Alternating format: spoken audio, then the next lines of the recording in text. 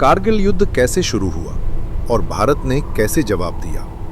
1999 की गर्मियों में भारत की उत्तरी सीमा पर स्थित कारगिल की बर्फीली पहाड़ियों में एक ऐसा युद्ध शुरू हुआ जिसने पूरे देश को हिलाकर रख दिया। लेकिन यह युद्ध अचानक नहीं हुआ था। दरअसल दुश्मन कई महीनों से एक खतरनाक योजना बना रहा था। उस योजना का मकसद था भारतीय सीमा में घुसकर ऊंची पहाड़ियों पर कब्जा करना, क्योंकि इन पहाड़ियों से भारत की सबसे महत्वपूर्ण सप्लाई लाइन श्रीनगर से लेह जाने वाला हाईवे साफ दिखाई देता था। अगर यह रास्ता बंद हो जाता तो लद्दाख का भारत से संपर्क टूट सकता था, और यही दुश्मन की सबसे बड़ी रणनीति थी। घुसपैठ की शुरुआत 1998 के आखिर और 1999 की शुरुआत में पाकिस्तानी सैनिक और आतंकवादी चुपके से नियंत्रण रेखा पार करने लगे। वे धीरे धीरे कारगिल, द्रास और बटालिक की ऊंची पहाड़ियों पर पहुंच गए। इन जगहों पर सर्दियों में भारतीय सेना की कुछ खाली रहती थीं। दुश्मन ने इसी मौके का फायदा उठाया। उन्होंने चुपके से बंकर बनाए, भारी हथियार पहुंचाए और ऊंची चोटियों पर मजबूत पोजीशन बना ली। उन्हें लगा कि भारत को यह बात बहुत देर से पता चलेगी। सच्चाई का पता मई 1999 में एक स्थानीय चरवाहे ने पहाड़ियों पर कुछ संदिग्ध लोगों को देखा। उसे लगा कि वहां कुछ गलत हो रहा है। उसने तुरंत भारतीय सेना को इसकी जानकारी दी। जब भारतीय सैनिक जांच करने पहुंचे तो उन्हें पता चला कि दुश्मन ने कई ऊंची पहाड़ियों पर कब्जा कर लिया है। यह खबर सुनकर पूरी सेना और सरकार हैरान रह गई। स्थिति बेहद गंभीर थी। भारत का फैसला अब भारत के सामने दो ही रास्ते थे। या तो दुश्मन को वहां रहने दिया जाए या फिर हर कीमत पर उन्हें वहां से हटाया जाए। भारत ने दूसरा रास्ता चुना। भारतीय सेना ने एक बड़ा सैन्य अभियान शुरू किया। इस मिशन का नाम रखा गया ऑपरेशन विजय। इस ऑपरेशन का लक्ष्य था कारगिल की हर पहाड़ी को दुश्मन से वापस लेना। सबसे कठिन युद्ध, लेकिन यह मिशन आसान नहीं था। कारगिल की पहाड़ियां लगभग 16 से 18 हजार फीट की ऊंचाई पर थीं। यहाँ सांस लेना भी मुश्किल होता है। चारों तरफ बर्फ, कड़ाके की ठंड और खड़ी चट्टानें। सबसे बड़ी समस्या यह थी कि दुश्मन ऊपर था और भारतीय सैनिक नीचे।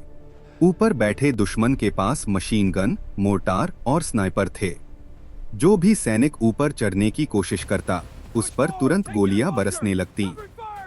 इसके बावजूद भारतीय सैनिकों ने हार नहीं मानी।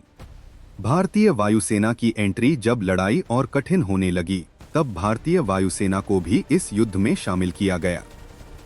भारतीय वायुसेना ने एक खास मिशन शुरू किया, जिसे कहा गया ऑपरेशन सफेद सागर। लड़ाकू विमान पहाड़ियों के ऊपर उड़ते और दुश्मन के ठिकानों पर सटीक हमले करते। इससे दुश्मन की कई पोस्ट तबाह हो गईं और भारतीय सेना को आगे बढ़ने में मदद मिली। बहादुरी की मिसाल, इस युद्ध में भारतीय सैनिकों ने अविश्वसनीय बहादुरी दिखाई। कई जगहों पर सैनिकों को लगभग सीधी पहाड़ी पर चढ़ना पड़ा। वे रात के अंधेरे में चढ़ाई करते ताकि दुश्मन उन्हें देख न सके। कई सैनिक घायल हुए, कई ने अपने प्राणों की आहुति दे दी, लेकिन किसी ने पीछे हटने के बारे में नहीं सोचा। उनका सिर्फ एक ही लक्ष्य था, हर हाल में भारत की जमीन वापस लेना। महत्वपूर्ण जीत। धीरे धीरे भारतीय सेना ने कई महत्वपूर्ण चोटियों पर कब्जा करना शुरू कर दिया। द्रास सेक्टर में टोलोलिंग की जीत बहुत बड़ी सफलता थी। इसके बाद सबसे बड़ी लड़ाई लड़ी गई टाइगर हिल पर। यह पहाड़ी पूरे युद्ध की सबसे महत्वपूर्ण जगहों में से एक थी। कई दिनों की भीषण लड़ाई के बाद भारतीय सैनिकों ने आखिरकार टाइगर हिल पर तिरंगा फहरा दिया। यह पूरे देश के लिए गर्व का पल था। युद्ध का अंत। भारतीय सेना लगातार आगे बढ़ती रही। दुश्मन की एक एक पोस्ट पर कब्जा किया गया। आखिरकार जुलाई 1999 तक भारत ने कारगिल की लगभग सभी महत्वपूर्ण पहाड़ियों को वापस ले लिया।